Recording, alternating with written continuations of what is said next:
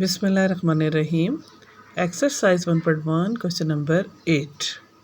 Convert the following recurring decimal into rational number in the form of p by q, where p and q are integers and q is not equal to 0.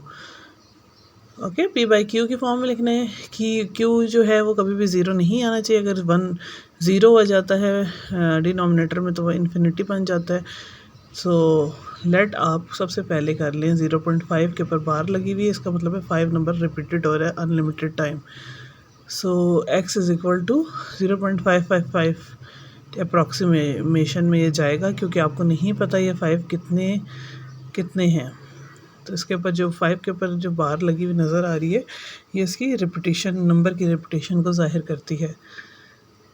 हमने x को इसके equal कर लिया। Let x is equal to 0.555। अब 0.5 का अगर point removal करें 5/10 बनता है। सो इसको सिग्निफिकेंट फिगर बनाने के लिए इसको 10 से मल्टीप्लाई करते हैं। इस इक्वेशन को लेफ्ट हैंड साइड को भी x को भी 10 से मल्टीप्लाई करते हैं एंड देन 0.555 को भी 10 से मल्टीप्लाई करते हैं। ये बनेगा 10x और अदर साइड पे बनेगा 5.555 अनलिमिटेड टाइम। ठीक है, ये आगे up to so on dot dot लगा के भी आप इसकी रिप्रेजेंटेशन कर सकते हैं। सो इसको आप इक्वेशन नंबर 1 का क्या नाम दे दें पहले वाली को, एंड नेक्स्ट जो अब ये बनी है 10x वाली, इसको इक्वेशन 2 का नेम दे देते हैं हम। अब जो हमने वर्क करना है उसमें हमने क्या करना है, सब्ट्रैक्ट इक्वेशन 1 फ्रॉम इक्वेशन 2। ठीक है, इक्वेशन नंबर 1 को हमने सब्ट्रैक्ट करना है 2 से। सो लेफ्ट हैंड साइड को लेफ्ट से सब्ट्रैक्शन होगी 10x minus x, and right hand side पे 5.555 minus 0.55 and 5। 10x minus 1x is equal to 9x, and 5.55 में से माइनस 0.5 होंगे तो आंसर बनेगा 5। सो x की वैल्यू फाइंड आउट करनी है बाय 9, इधर भी करेंगे, अदर साइड पे भी बाय 9 करेंगे। सो 9 को कट डाउन कर देगा। सो x की वैल्यू आ गई 5/9। ठीक है, अब ये वाला जो नंबर था ये p बाई क्यू की फॉर्म में आ गया, बाई की फॉर्म में आ गया, और उन्होंने क्या कहा है कि q नॉट इक्वल टू 0 होना चाहिए। सो q जो है यहाँ पे 9 है। सो ये इसका रिक्वायर्ड आंसर है इसके फर्स्ट पार्ट का। नेक्स्ट है सेकेंड पार्ट, इसमें देखिए 0.67। अब 6-7 2 डिजिट्स के ऊपर जो है वो एक बार नज़र आ रही, लाइन नज़र आ रही। इसका मतलब है कि जो फिगर 6-7 का है ये रिपीट होगा। 0.676767 ये अनलिमिटेड टाइम रिपीट होगा। जस्ट मैंने 2 टाइम्स लिखा और उसको डॉट डॉट कर दिया। सही है। अब देखें 6-7 जो है 2 डिजिट फिगर है। सो अगर इसका पॉइंट रिमूवल हम चेक करें तो पॉइंट के बाद 2 ज़ीरोज़ आएंगे।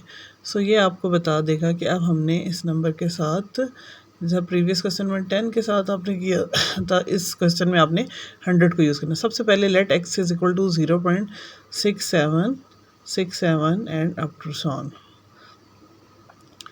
नाउ मल्टीप्लाई 100 करेंगे बोथ साइड पे। 100 multiply x and 100 is multiplied with 0.6767. This will become 100x, and other side it will become 100 multiply होगा, this will become 67.67 and 67.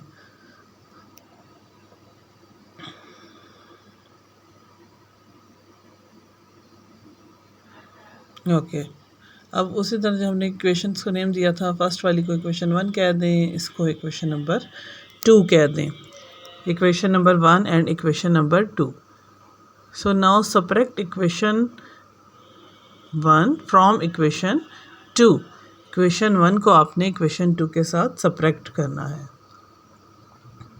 Subtraction में वही रूल फॉलो होगा कि लेफ्ट हैंड साइड को subtract करेगी 100x minus x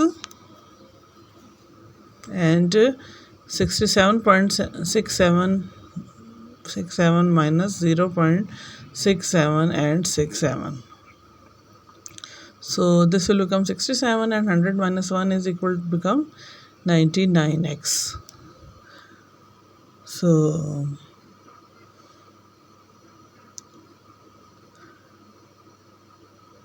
x will become 67 by 99. Sorry मैंने 9 लिख दिया, सो 100 में से 1 जाएंगे तो 99 आता है. सो आंसर अब become 67 by 99. It is the final answer. Third part है 1.34. सेम ये क्वेश्चन पार्ट नंबर 2 की तरह ही होगा. इसमें 1.3434 रिपीटेशन है, 2 डिजिट रिपीट हो रहे हैं. अगेन इसमें सबसे पहले आपने let x is equal to 1.3434, ठीक है.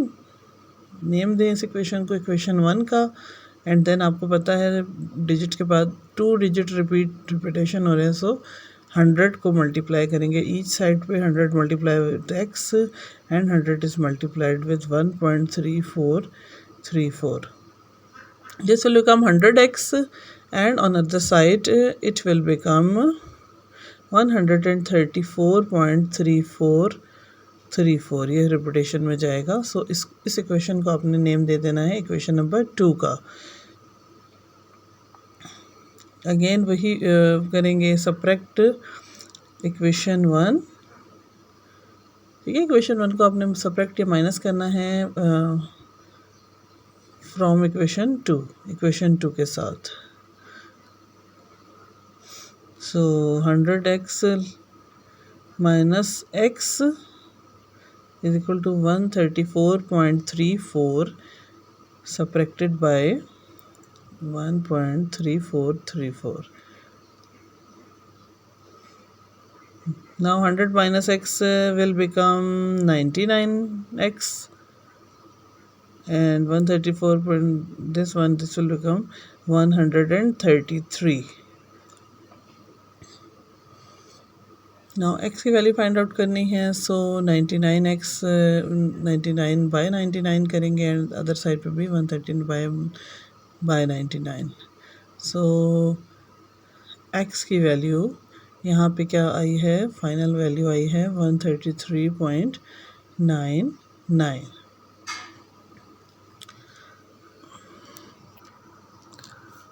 ये इसका आंसर है फाइनल.